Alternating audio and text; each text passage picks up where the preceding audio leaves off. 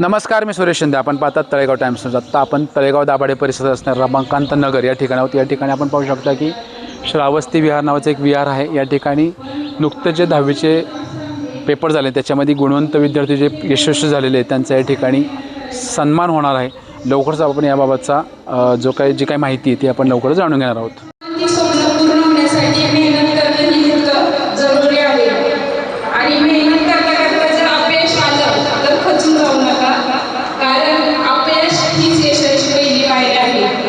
आणि आपण जीवन जगत असताना काही मूल्य अंगीकारलीच पाहिजे.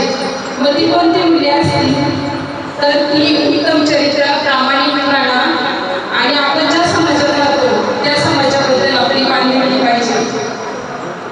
तर या ठिकाणी विद्यार्थ्यांना अजून एक गोष्ट सांगू इच्छिते की आपण जे काही मार्ग मिळाले ते आपल्या आई वडिलांचा खरं तर सिंहाचा वाटा असतो आणि तो त्यांचा अभिमान असतो. कारण का आपल्याला कोणी व्यक्ती भेटली तर मुलांबद्दल चौकशी करते. कोण विचारत नाही की तुला किती संपत्ती आहे, काय आहे, तुझा मुलगा काय करतो, कोणती साईड घेतली, त्याला किती मार्क पडले, हे आपले पाहुणे राळे असते. आणि जर मुलगा चांगली साईड घेतली, चांगला अभ्यास करत असेल तर आई वडील सांगतात की माझा मुलगा या साईडला आहे. तर मी विद्यार्थ्यांना सांगू इच्छिते की खरं तर आपल्या आई वडिलांसाठी आणि त्यांच्या समाजात अजून प्रयत्न करा आणि चांगले यश संपादन करा. या ठिकाणी मला रमाई म्हणला माझ्या खरं तर बोलवलं आणि बोलण्याची संधी दिली त्याबद्दल मी त्यांचे आभार व्यक्त करते. या ठिकाणी थांबते. सर्वप्रथम सर्व मामांना माझे परिवारवंदन, सर्व मामांना माझे परिवारवंदन. ज्यांच्यामुळे मी आज इथे उभे राहू शकते ते माझे जन्मदाते आहे. असे सर्व ज्यांनी संस्था घडवून त्यांना माझे नतमस्तक होऊन मी त्यांना नमन करते.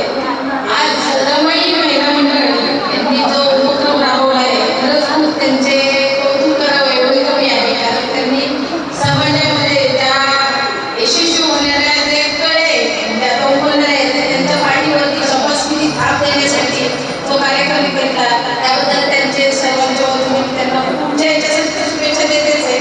पण आज त्यांनी चांगले गुण मिळवून आपल्या आई वडिलांचं नाव रोजित करण्याचा प्रयत्न केलेला आहे.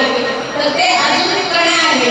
त्यांना ते वयच असं आहे की त्यांनी फक्त आई वडिलांच्या याच्यावरती केलेले. आता त्यांचं बाहेर पडून आपल्या जीवनाचं जे काही साधन करायचं आहे ते त्यांची वेळ आलेली आहे. तरी पुढं त्यांनी फक्त माझी जर एवढी विनंती राहील की हे युग खूप वाईट आहे तर त्याच्यामध्ये आपल्याला टिकण्याचं असेल तर आपले आई वडील संस्कार देतील त्याच्यानुसारच आपण काम केलं पाहिजे. कारण आई आणि वडील हे फक्त एकदम दोनच नातं असं आहे की ते निस्वार्थी आहे. किती जरी वाईट असलं काय म्हणजे तरी आई वडील आपल्या निस्वार्थी पणाने आपल्याला जे काही संस्कार देतात ते आपल्याला चांगल्यासाठीच असतात. बापाचे एवढीच आहे. बाप हा नाता असा आहे की आपल्या मुलांनी आपल्यापेक्षा उंच व्हावं हे त्यांची प्रामाणिक मत असतात आणि त्यांचं नेहमी आपल्या मुलांच्या बद्दल अपेक्षा असते. आणि मुलीच्या बाबतीत तसंच आता जे म्हणजे परमपूज्य गौतम बुद्ध, माता रमाई, माता अभिमाई, भारतीय राज्यघटनेचे शिल्पकार डॉक्टर बाबासाहेब आंबेडकर, तसेच आज ज्यांची जयंती आहे अशा अहिल्याबाई होळकर यांच्या जयंतीला अभिवादन करून आज माता रमाई महिला मंडळ आयोजित 10वी आणि 12वीच्या गुणवंत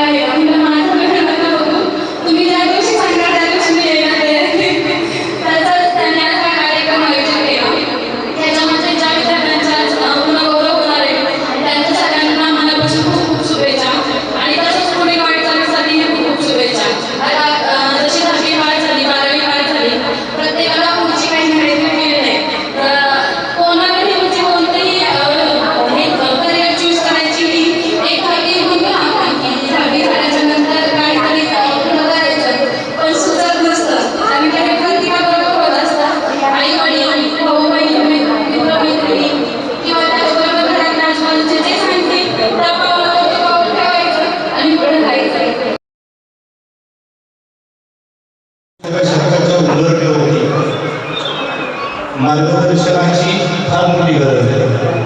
अगदी मार्गदर्शकाला सुद्धा मार्गदर्शनाची गरज आहे. असा हा काळ आहे. आणि म्हणून थोड्या वेळामध्ये आपण काय विद्यार्थ्यांना मार्गदर्शन करणार असा एक प्रश्न होता.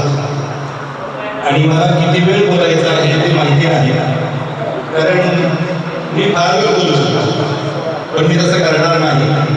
कारण लेक्चर म्हटलं की बोल होतं असं मानसशास्त्र म्हणतात. आणि म्हणून मी तुम्हाला लेक्चर देणार नाही, मी थोडासा तुमच्याशी संवाद साधण्यासाठी राहतो. जी मुलं 12वीला पास झाली ती मोठी आहे, त्याला फार सांगायची गरज आहे असं मला वाटत नाही. पण मी एवढं नक्की सांगेन, तुम्ही ज्या भूमीत जन्माला आला